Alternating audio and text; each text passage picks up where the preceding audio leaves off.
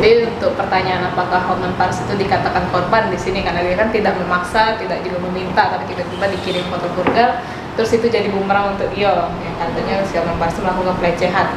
Kalau menurut aku ya jelas Hotman Paris sebagai korban di sini kan.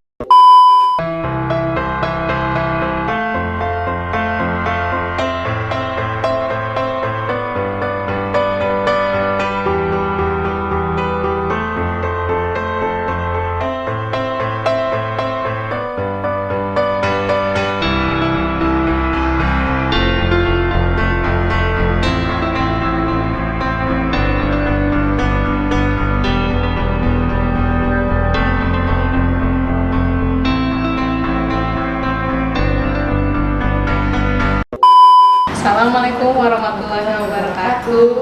Kembali lagi bersama kita di Pengacara Channel. Berapa hari kita libur? 10 hari. 10 hari. Aku Iya. rebahan, nonton drakor, rebahan lagi, Pantas kita makan. masih mengkilat guys. Dan ngapa-ngapain. Nah, selama kita libur ini kan banyak nih berita-berita ternyata dan ada lagi yang baru. Salah satu pengacara kondang di Indonesia. Wow, siapa tuh? Siapa tuh? Ya pasti kata kantor kita, karena kantor kita udah katanya bermasalah. Ini masalahnya agak viral guys. Jadi dia tuh salah satu pengacara yang banyak duitnya, dikelilingi oleh wanita. Bukan Kak Weli. Aman Kak Weli. Bukan Kak Eli ya, aman berarti ya? Kan Kak Weli, Kak Weli itu orangnya setia, lurus, sangat sabar menghadapi tingkah-tingkah malu di kantor ini. Ya Kak Weli ya. Siapa Kak itu? Pokoknya kalau bersama Kak Eli deh. Bukan juga Kak Tony. Jadi ini si pengacara yang namanya depannya H, belakangnya Paris. Hotman Paris. Apa ya? Apa? Silakan apa? Dia tuh berseteru sama yang namanya siapa sih? Otto Hasibuan apa ya? Mantan ketua Pradi kan? Gara-gara si Hotman itu tuh sering apa sih memposting foto-foto dengan wanita, dengan duit segala macam. Ya kan seolah-olah kayak pengacara, kesannya tuh seorang pengacara tuh yang agak apa sih namanya? Semena-mena saya itu namanya perempuan gitu kan. Dan dikritik sebenarnya, cuman si Pak Hotman tidak terima bla bla bla bla segala macam, dan ujung-ujungnya ada cekcok sama yang namanya Aspri, dia yang baru namanya Mbak Iklimah apa lupa nama panjangnya. Jadi ada pertanyaan aku baca komen-komennya kan, komen postingan. Jadi dia menarik ya? Dia menarik untuk dibahas ternyata. Nah inilah pertanyaannya dari ada serang sensor benamu ini. Kalau kita dikirim foto vulgar tanpa meminta, apakah kita bisa dibilang korban pelecehan?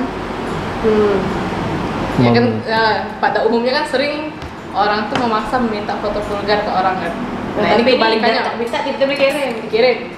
Nah jadi si Hotman Paris kan biasa lah ya, bapak-bapak ini yang sering manggil sayang ke cewek-cewek yang deket sama itu. Jadi dia nih nge-WA Mbak Iklimah itu kata, sayang kangen gitu. Tiba-tiba Mbak Iklimah ini langsung kirim foto vulgar. Wow. Saya tuh nampak foto yang katanya cuma menampilkan dia pakai dalaman atas kayak saya tuh. Bikini langsung saya tuh.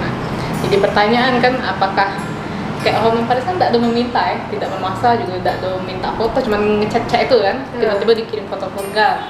Apa sih bisa tidak sih Hotman Paris itu dikatakan sebagai korban? Terus cak mana sih jerat hukumnya untuk si Mbak Iklimah ini dewek itu? Nah, jadi untuk pertanyaan apakah Hotman Paris itu dikatakan korban di sini karena dia kan tidak memaksa, tidak juga meminta, tapi tiba-tiba dikirim foto vulgar, terus itu jadi bumerang untuk dia yang katanya si Hotman Paris melakukan pelecehan.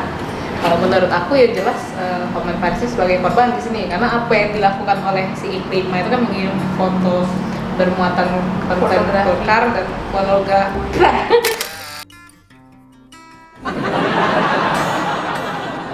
Pornografi itu kan bisa menimbulkan kerugian imaterial terhadap Pak Hotman Paris ini, yang mana bisa menimbulkan keretakan rumah tangga, meskipun aku tak yakin bakal kami.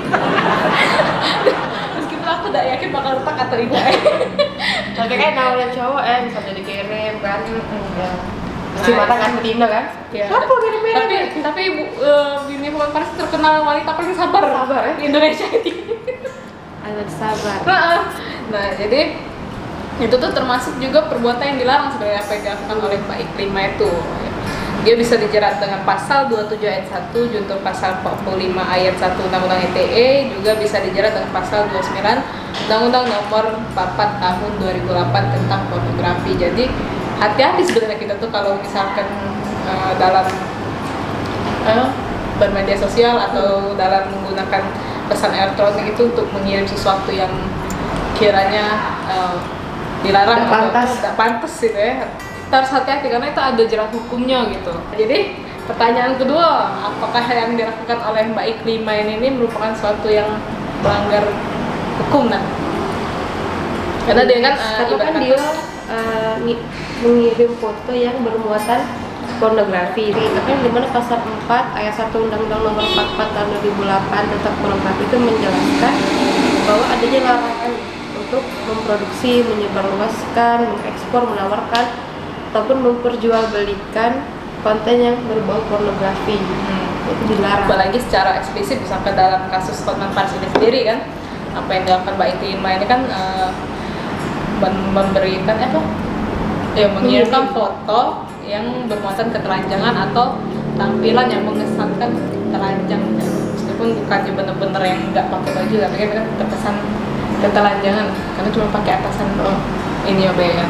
Nah, terkait masalah ancaman pidana di sini diatur dalam pasal 29 Undang-Undang nomor 44 tahun 2008 tentang pornografi.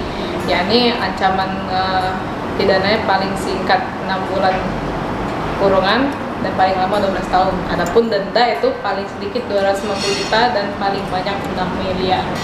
Enggak juga Sebenarnya itu merugikan diri sendiri juga sih. Untuk ngirim-ngirim. Jadi untuk apa sih ngirim-ngirim foto? Banyak juga yang bilang netizen kan, Hotmannya juga salah dong, mancing-mancing, ngerai-ngerai cewek segala macam, apalagi bilang sayang ke wanita yang bukan istrinya kan. Itu juga hal yang salah secara tidak dibenarkan. Tidak dibenarkan sebenarnya. Cuman lebih salah lagi kalau kita sendiri sih mengirim kayak gitu kan, yang jelas-jelas tidak ada untungnya untuk kita dan merugikan kita sendiri. Kecuali kalau misalkan posisinya di sini Hotman Paris tuh top dong, kalau udah top ada pengancaman. Ada pengancaman gitu. Ya jelas mungkin itu bisa disebut dengan jahat tuh korban. Kalau di sini kebalikannya, jadi Pak Hotman Paris yang jadi korban. Ya kan? Benar-benar. Aja. Kalau untuk konten ini gimana cara akhirnya? Nah, jadi mungkin segitu untuk masalah yang lagi viral tentang selebgram dan tentang seorang pengacara ini. Kalau misalkan ada lagi yang kasus yang viral atau boleh kalian langsung kirim ke kita. Kalau kalian nanya juga bisa langsung ke DM atau komen di YouTube kami juga boleh. Lebih cepat DM IG sih, karena lebih cepat dibaca kan. Baiklah. Indonesia negara hukum. Wassalamualaikum warahmatullahi wabarakatuh.